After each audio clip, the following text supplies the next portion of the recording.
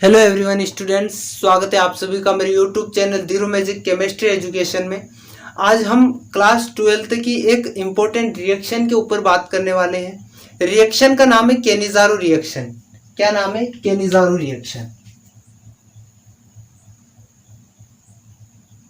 केनिज़ारो reaction. इसमें क्या होता है कि अल्फा हाइड्रोजन विहीन एल्डिहाइड तथा सांद्र KOH की अभिक्रिया कराने पर अल्फा हाइड्रोजन विहीन एल्डिहाइड को सांद्र NaOH या KOH के साथ क्रिया कराने पर एल्डिहाइड का एक अणु ऑक्सीडेशन होकर मतलब ऑक्सीकृत होकर के सॉल्ट बनाता है, लवण बनाता है, और दूसरा अणु एल्डिहाइड का रिडक्शन करके यानी कि अपचयन करके जो है एल्कोहल बनाता है। सीधी सी बात है कि अल्फा हाइड्रोजन विहीन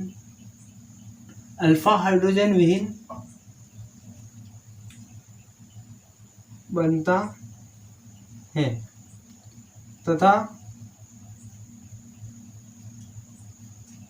एक अणु के रिडक्शन यानी कि अपचयन यानी कि रिडक्शन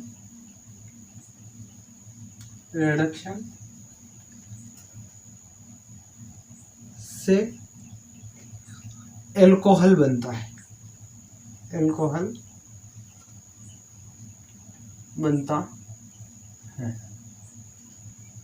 एल्डिहाइड का फंक्शनल ग्रुप होता है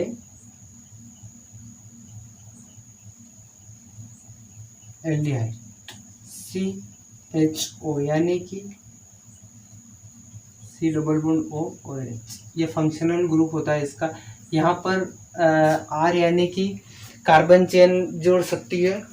अब बात आती है कि अल्फा हाइड्रोजन विहीन एल्डिहाइड किसे कहा जाएगा, यानी कि अल्फा हाइड्रोजन न हो उसके अंदर। तो मैंने एक वीडियो दे रखा है अल्फा बीटा गामा कार्बन और अल्फा बीटा गामा हाइड्रोजन वाला, वो आप देख लेना, उसकी लिंक मैं इसके डिस्क्रिप्शन में दे दूंगा। अल्फा कार्बन पर लगे हाइड्रोजन को अल्फा हाइड्रोजन कहते हैं, सीधी सी बात है। अब अल्फा कार्बन किसे कहते हैं? तो फंक्शनल ग्रुप से जुड़े हुए सीधे पहले कार्बन को अल्फा कार्बन कहते हैं। जैसे कि यहां पर बात कर ले HCHO, एक CH3CHO, C2H5CHO, C6H5CHO, या फिर हम इसके अंदर बात करें कि CH3 थ्राइस CCHO। ये मैंने कुछ एल्डिहाइड लिखे, इसके अंदर हमें पता लगाना है कि किस पे अल्फा हाइड्रोजन नहीं है। तो ये हाइड्रोजन, ये फर्स्ट वाले को खोलकर देखते हैं अपन।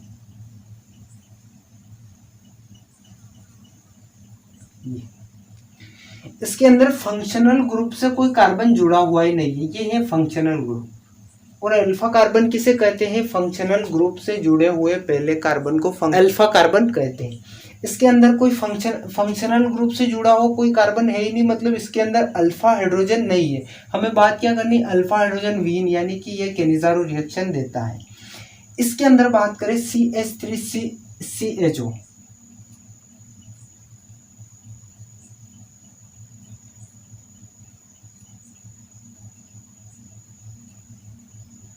यह है फंक्शनल ग्रुप। क्या है ये? Functional group.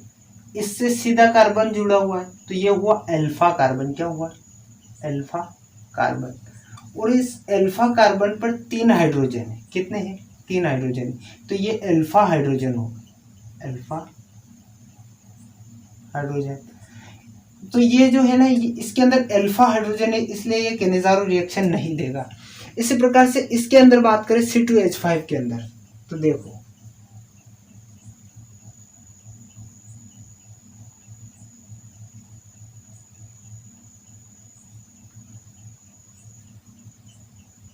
ये है फंक्शनल ग्रुप, इसका ये फंक्शनल ग्रुप से सीधा कार्बन जुड़ा हुआ है, यानी कि ये है अल्फा कार्बन।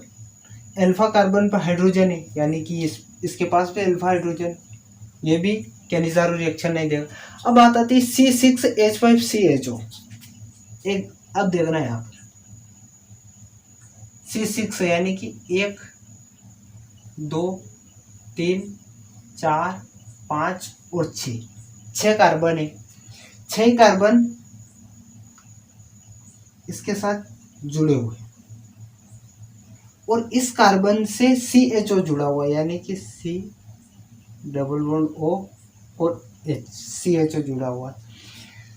इस कार्बन से एक हाइड्रोजन जुड़ा हुआ है, इससे एक और इससे भी एक हाइड्रोजन जुड़ा हुआ है, यहाँ भी एक हाइड्रोजन जुड़ा हुआ है और यहाँ पर भी एक हाइड्रोजन जुड़ा हुआ है। इससे कोई हाइड्रोजन नहीं जुड़ा हो क्योंकि इसके हाइड्रोजन को प्रतिस्थापित कर यहाँ पर CHO ग्रुप लगा हुआ है। यहाँ पर एक वैलेंसी है, इसकी एक वैलेंसी है, इसकी भी एक वैलेंसी खाली पड़ी हुई, इसकी भी एक है, इसकी एक है, इसकी एक है। ये सब बॉन्ड बना ले।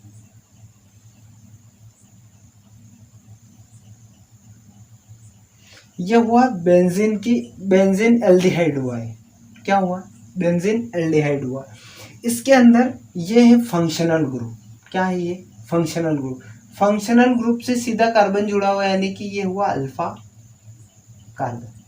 अब देखो अल्फा कार्बन पर कोई भी हाइड्रोजन नहीं है, तो ये जो हुआ है ना, ये एल्डिहाइड, ये कैनिजारो रिएक्शन देगा, ये वाला एल्डिहाइड। अब इसकी बात करें, फिलहाल मैं इसको क्लियर कर देता हूँ। तो यहाँ पर CH3, इसको खोल के लिखता हूँ मैं, CH3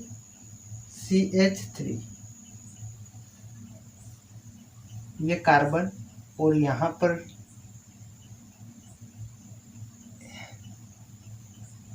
ये सारे C ऑक्सीजन और ये H, ये दो है ना यहाँ पर, तो यहाँ पर एक और कार्बन आएगा। कैसा है? ये इस प्रकार से हुआ। अब ये हुआ फंक्शनल ग्रुप। कौन सा हुआ? ये वाला कार्बन। ये कार्बन इसके फंक्शनल ग्रुप।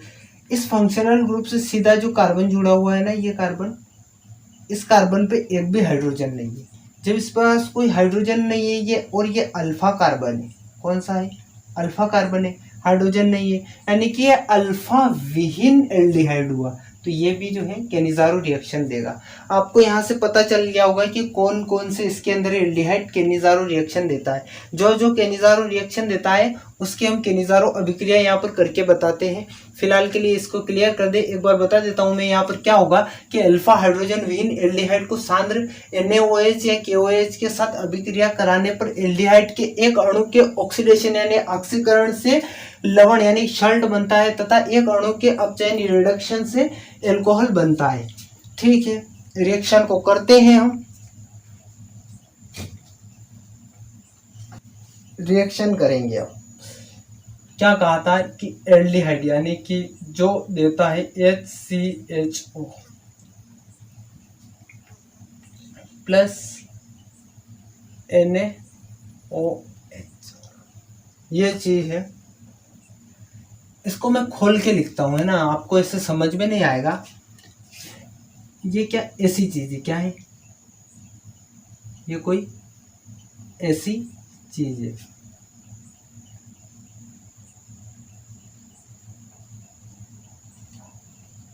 ये रिएक्शन करेगा। यहां पर क्या होगा कि सबसे पहले ऑक्सीडेशन होगा। क्या होगा? इसका एक अणु का ऑक्सीडेशन होगा। यहाँ पर दो अणु लेने पड़ेंगे एल्डिहाइड के। जब यहाँ पर ऑक्सीडेशन होगा ना, तो ये बॉन्ड टूटेगा।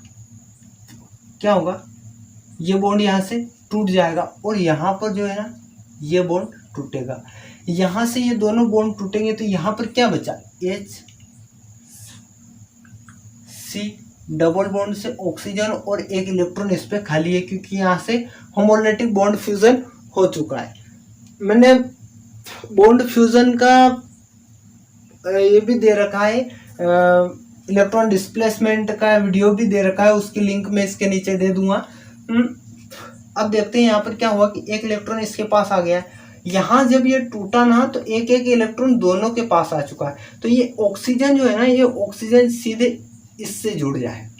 जब ये ऑक्सीजन इससे जुड़ गया तो यहाँ पर इसके साथ Na भी साथ में रहेगा। ये बन चुका है साल्ट, यानी कि ये बन चुका है लवण।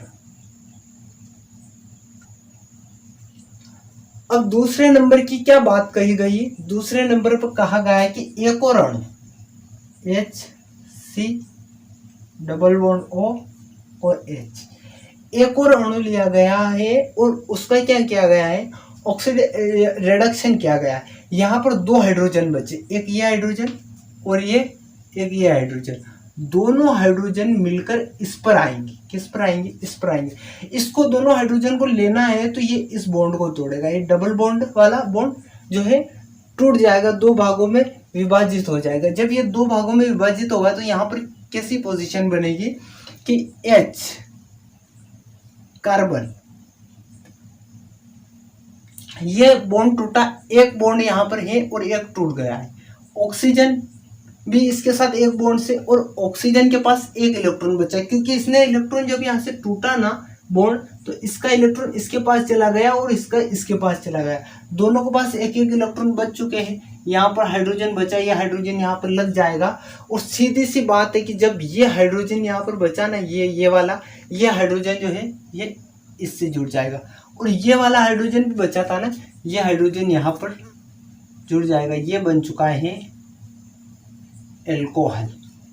क्या बन चुका है? एल्कोहल। ये कैसे हुआ? ये एक लाइन में मैं आपको बताता हूँ कि 2HCHO क्या हुआ, 2 एल्डिहाइड के अणु आए, प्लस NaOH के साथ इन्होंने रिएक्शन किया तो एक ने बनाया सॉल्ट HCOO, एक ने बनाया सॉल्ट, प्लस दूसरे अणु ने बनाया एल्कोहल, मतलब HCH2 और ये OH। इसको ऐसे भी लिख सकते हैं, ऐसे अगर नहीं लिख पा रहे हम तो ऐसे भी लिख सकते हैं CH3OH। ये बन चुका है एल्कोहल। ठीक है, आपको केनिज़ारो रिएक्शन समझ में आ गई होगी। मैं इसको एक दो जो बाकी और बचे थे ना उनको भी लेकर बता देता हूँ, कोई बात नहीं। मैंने एक और की बात करी थी C6H5CH, इसके अंदर भी अपन कर सकते हैं वही चीज जो यहाँ पर हमने पहले किया था NaOH के साथ। 2 अणु लेंगे C6H5COO Na प्लस C6H5OH। ये इस प्रकार की रिएक्शन जो है यहाँ पर बन जाएगी। अब दूसरा अगर कोई ये वाला लेंगे CH3 थ्राइस CHO, ये वाला लेंगे। इसको मैं खोल के बताता हूँ क्योंकि आपको इससे समझ में नहीं आएगा। CH3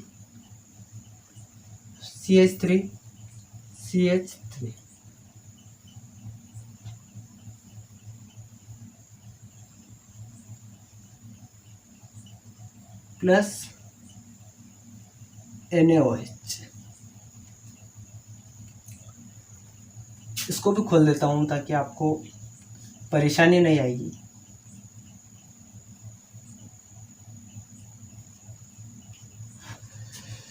यहाँ पर होगा, ये टूटेगा, ये पार्ट और ये पार्ट टूट चुका है। टूट कर क्या बनाएगा?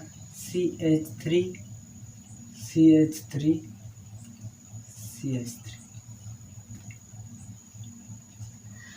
कार्बन,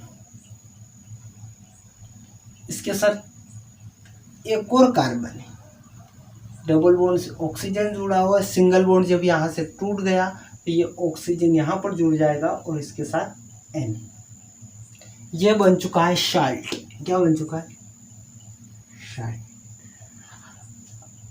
यहाँ पर भी ये भी साल्ट है और ये एल्कोहल है, बेंजाइल एल्कोहल है। कौन सा एल्कोहल है? बेंजाइल एल्कोहल, यानी कि फिनॉल। अब बात आती है, ये साल्ट बन चुका है, एक और अणु इसके अंदर लेंगे हम, एक और अणु यानी कि CH3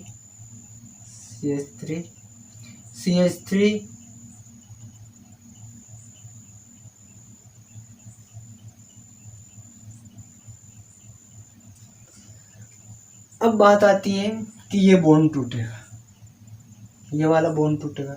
जब ये वाला बॉन्ड टूटा ना, तो यहाँ पर CH3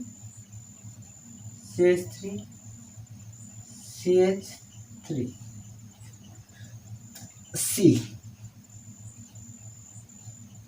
ऑक्सीजन, बॉन्ड टूट गया एक, इसके पास एक इलेक्ट्रॉन बच चुका है, इसके पास एक इलेक्ट्रॉन बच चुका है, हाइड्रोजन यहाँ का यहीं रह गया, यहाँ से एक हाइड्रोजन आया और एक हाइड्रोजन, ये दो हाइड्रोजन बचे, एक हाइड्रोजन को हमने यहाँ लगा दिया और एक और हाइड्रोजन को हमने यहाँ लगा दिया, ये बन चुका है एल्कोहल।